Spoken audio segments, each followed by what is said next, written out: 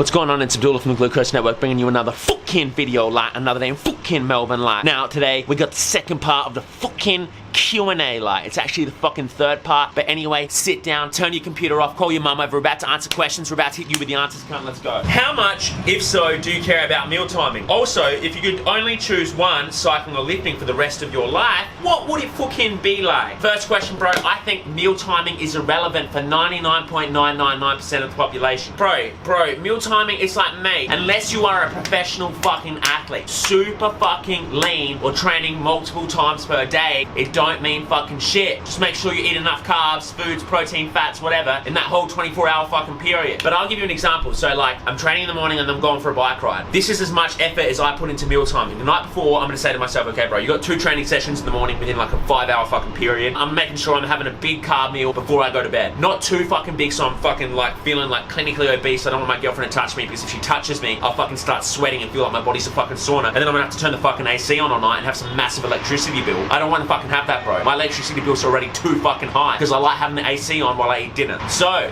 what was I saying? You don't want to eat too much before bed. I want to eat enough but not too much. So then when I get up, I have something small. But that food the night before is fueling my fucking workout, bro. That is the fucking fuel. Okay, not the sandwich in the fucking morning. I eat that because I like the taste of food and I'm a little fat cunt with titties. That's why I eat the sandwich. But the food from the night before is theoretically fueling my training session. I just want something to boost my blood sugar up. You know what I mean? Then I hit the training, then after that I'll have a Gatorade and I'll go hit my bike ride. That's as much effort as I put into meal timing, bro. But when you're training twice per day, yeah, put more thought into meal timing. But you don't need to be sitting there like some Albert Einstein, Rich Piana type scientist cunt, calculating gram for gram how many carbs you need. If you're training in the morning and you got a training session after, just eat something in between, eat something the night before, and you'll be fucking fine. As for the second part of your question, bro, hands down, I would give up cycling before I gave up lifting. I don't know why I would do that, even though, because I fucking thoroughly enjoy cycling. But it's one of those things, like, if I start doing archery, bro, archery's gonna be dope for 2 months, and then in a year I'm gonna say, fuck, I wanna turn that archery around my own fucking head and kill myself, because this shit's so fucking boring. Shit gets boring the longer you do it. So obviously right now, because I'm new to cycling, I fucking love cycling a lot more probably than I love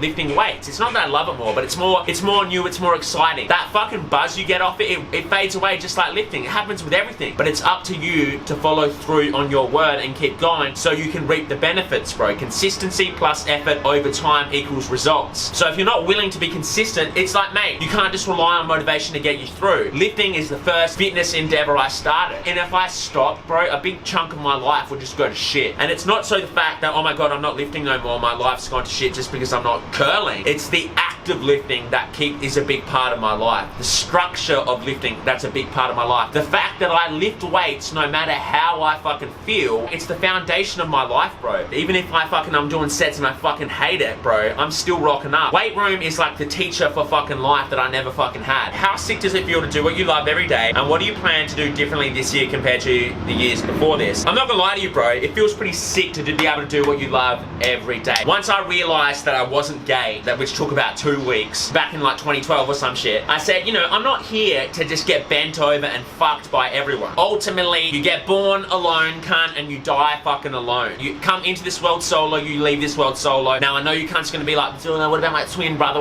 I don't give a fuck about your twin brother. You know what I'm trying to fucking say, cunt. I'm sick of living my life under my mum's expectation, my dad's expectation, everyone just trying to influence the way I live my life. I'm like, bruh, this ain't even your fucking life. See this brain? I have to live with what goes on in here, not fucking you, cunt. You don't have to fucking live with that shit. I have to wake up every day and work a job I don't want, to buy shit I don't want because you told me I want it. So I made the decision that I'm not getting butt fucked the rest of my life and to live a life I don't want to live just because my mum told me to or what's socially acceptable. It's not like you need to be some Ty Lopez cunt reading 3,000 books a day to be able to live that fucking lifestyle. You don't need to be like that. You just need to put in a bit of fucking work and not settle for anything less than what you want to fucking do and what you want to fucking be and what lifestyle you want to live. As for improving this year, once you realize that just like cunts are just pushing the envelope all the fucking time. Like cunts are just pushing it and pushing it and pushing it. If you're not pushing it every fucking day, you just get chewed up and spat out. Like last year I did that for a bit and I didn't do it for a bit, you know what I mean? When I was motivated I wanted to create, and when I wasn't motivated I didn't want to create. And now it's just like every day I wake up I realize I'm like, mate, there's a million opportunities out there, bro. There's a million ideas, and if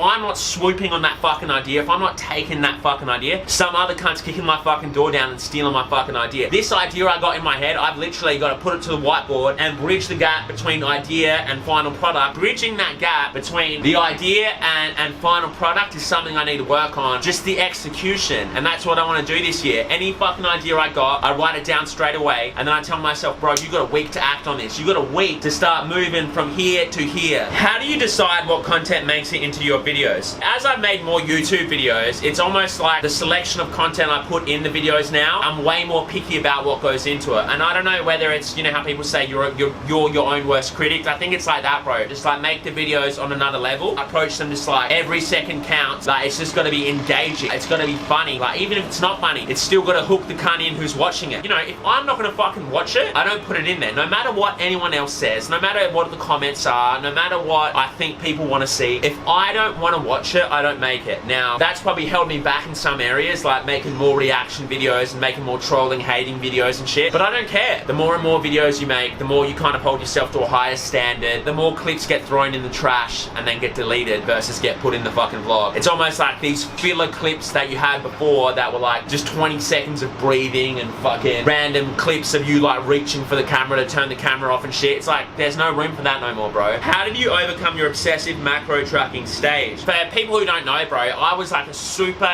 anal type cunt. I'm the type of freak that would have brought a scale to the fucking restaurant to weigh my sugar-free ketchup that I put on like a fucking baked white potato from like Chili's or some shit in the US. I was on the gram every fucking day, and it was good and it was bad because it taught me a lot about discipline and sticking to goals, but it kind of fucks you up in the head with your relationship with food and going over your food and going under. It's just practice, bro. You need to practice time removed away from that scale. If you've gone from tracking 7 days a week to the fucking T, it's gonna be like going from smoking 4 packs of ciggies to smoking no packs of ciggies. It's just gonna be you're gonna be a fucking train wreck, bro, if you try and drop tracking altogether. Just try and have days in there where you don't track one meal. People don't realize that the goal of tracking macros is eventually not to track macros. It teaches you food awareness, it teaches you nutrition, it teaches you carbs, fats, protein, what's in fucking foods, so that then when you're out there in the real fucking world trying to make an educated decision on your fucking food, you can fucking make it. That's what tracking macros does. Jess can make me dinner, I can make myself dinner, and I can say, you know what, this is probably 50 grams of protein, this is probably 100 grams of carbs, this is probably 20 grams of fat, and that's how you stay not clinically obese. That's what it's meant to teach you. The end goal is to be able to not have to physically open your MyFitnessPal and track it, but it almost becomes a bit of an addiction. People get so attached to certain numbers and using that every day, it becomes more of a psychological disorder. So I would say you need time removed away from that scale, and I'd say progressively over time, bro, slowly wean yourself off the scale, off the app, and you'll kind of find out how to balance that shit out. Just subconsciously start to track food in your own mind. How do you balance living in the moment with setting and achieving long-term goals? It's great to say like, look, where do I want to be in 10 months? Where do I want to be in 1 year? Where do I want to be in 5 years? Where do I want to be in fucking